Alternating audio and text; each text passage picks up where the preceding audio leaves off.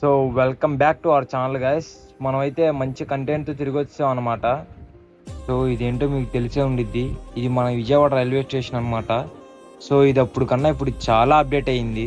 So ఈ lighting ఇదంతా చాలా బాగుంది బయట అయితే. సో నేనైతే ఒక చిన్న పని మీద చెన్నై వెళ్ళబోతున్నాను. జనరల్గా ఎక్స్పీరియన్స్ ఎలా ఉండిద్దో మీతో షేర్ చేసుకుందాం అని చెప్పి ఒక చిన్న వీడియో తీస్తాను అనమాట. ఈ స్టేషన్ నైట్ లుక్ అయితే ఆసమ్ అనమాట. అసలు మామూలుగా లేదు, చాలా బాగుంది. చిన్నపిల్లలు అయితే ఎంజాయ్ చేస్తారు కూడా. ఇక్కడైతే ఒక చిన్న ట్రైన్ ఉంది, దీనికైతే ఫుల్గా లైటింగ్ పెట్టేశారు బయట. చాలా బాగుంది ఇదైతే. సో ఇదైతే బొమ్మ కాదు, ఇదైతే రియల్ ఇంజినే. ఇది చాలా పాతదంట. సో మనమైతే లోపలికి వచ్చాం. ఇక్కడ పెద్ద రష్ ఏం కనపట్లేదు. సో మొత్తం కూల్గా ఉంది, ఎవరి పనాలు చేసుకుంటున్నారు. ఇంకా ట్రైన్ రాలేదు కదా, ట్రైన్ వస్తే అందరూ తోసుకోవడం ఏదేదో జరిగింది. సో ఒక 10 నిమిషాలు ట్రైన్ వచ్చిద్దంట. మనం ఆలస్యం చేయకుండా ట్రైన్ ఎక్కేయడమే. నాకైతే రిజర్వేషన్ దొరకలేదు అప్పటికప్పుడు, అంటే రిజర్వేషన్ కష్టమే కదా. నేను ఇక జనరల్లో ఎక్కేసాను, జనరల్ టికెట్ తీసుకొని ఇక డోర్ దగ్గర కూర్చొని ట్రావెల్ అయ్యా 6 అవర్స్.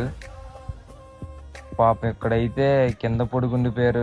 వీళ్ళని చూస్తాం చాలా జాలేస్తుంది, బట్ ఏం చేయలేం కదా మనమైతే ఒక 3 to 4 అవర్స్ ట్రావెల్ చేసాం అలాగే కూర్చొని. నాకు నైట్ మొత్తం నిద్ర రాలేదు, ఇంకా అక్కడ సిచ్యువేషన్ అలా ఉంది. ఇంకా అలాగే ట్రావెల్ అయ్యాను. మార్నింగ్ 5 అవుతుంది, క్లైమేట్ చాలా బాగుంది. మనమైతే ఈ టైంకి చెన్నైకి రీచ్ అయిపోవాలి, బట్ ఈ ట్రైన్ చుట్టూ తిరిగి వెళ్తుంది, కొంచెం లేట్ అయిద్దంట. మనమైతే ఈ వెదర్ని ఎంజాయ్ చేద్దాం అయితే.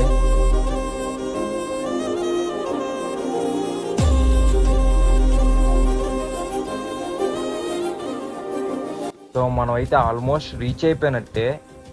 ఒక 5 to 10 minutesలో చెన్నై రీచ్ అయిపోతాం సెంట్రల్. సో ఇండియా మొత్తం మీద పెద్ద స్టేషన్ ఏదంటే చెన్నై సెంట్రలే. మనమైతే చెన్నై సెంట్రల్ రీచ్ అయిపోయాం. చూడండి ఆ పుష్ప సరుకు ఎంత ఉందో. ఇప్పుడు ఆ సరుకును మొత్తం ఈ ట్రైన్లోకి ఎక్కిస్తారు, మళ్ళీ ఇది మధ్యాహ్నం రిటర్న్ అయ్యిద్ది. మనమైతే ట్రైన్ దిగేసాం. తెలిసిందేగా చెన్నై చేపల బ్యాచ్. మరి ఇంత పెద్ద స్టేషన్ అంటే ఆ మాత్రం జనాలు ఉంటారుగా, తెలిసిందేగా. చెన్నై అంటే హైటెక్ సిటీ కదా.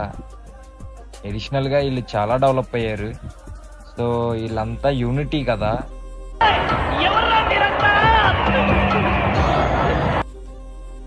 సో మనమైతే స్టేషన్ బయటకు వచ్చేసాం. స్టేషన్ బయట లుక్ అయితే ఎలా ఉంది. సో ఇదైతే బ్రిటిష్ రూలింగ్ టైంలో నిర్మించారు. చెన్నైలో ఇది కూడా ఒక మెయిన్ అట్రాక్షనే అనుకోవచ్చు. ఈ పక్కనే ఉన్నది local train station. Chennai local train connectivity చాలా బాగుంటుంది ఇక్కడైతే. సో ఇది కూడా ఒక మెయిన్ అట్రాక్షన్ అనుకోవచ్చు.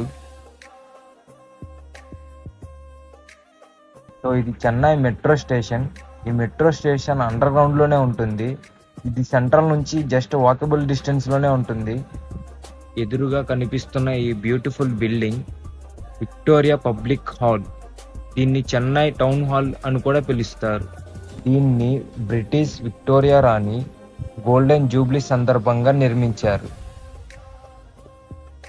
చాలా బ్యూటిఫుల్గా ఉంది కదా. దీని పక్కనే రిప్పాన్ అనే ఒక బిల్డింగ్ ఉంటుంది. ప్రస్తుతం ఇది చెన్నై కార్పొరేషన్ హెడ్ క్వార్టర్స్ అంట. ఇది కూడా బ్రిటిష్ కాలపు నాటి బిల్డింగ్ అంట.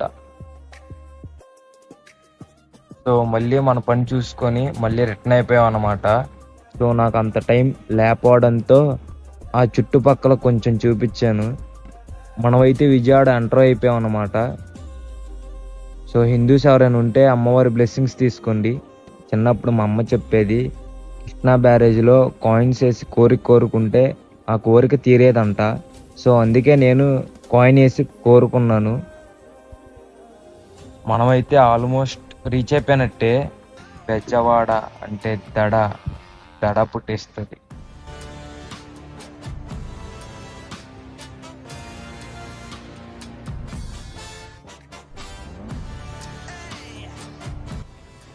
బెజవాడ అంటే ఆ వే ఆఫ్ స్పీకే కొంచెం వైల్డ్గా ఉంటుంది.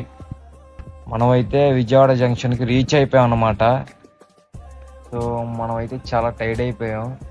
సో ఇంటికి వెళ్ళి ఫ్రెష్ అయిపోయి బెడ్ మీద అలా పడిపోవడమే. సో గాయస్ మనం అయితే విజయవాడ జంక్షన్కి సేఫ్గా రీచ్ అయిపోయాం. సో మీ సపోర్ట్ మాకు ఎప్పుడూ ఉండాలి. So take care, bye bye.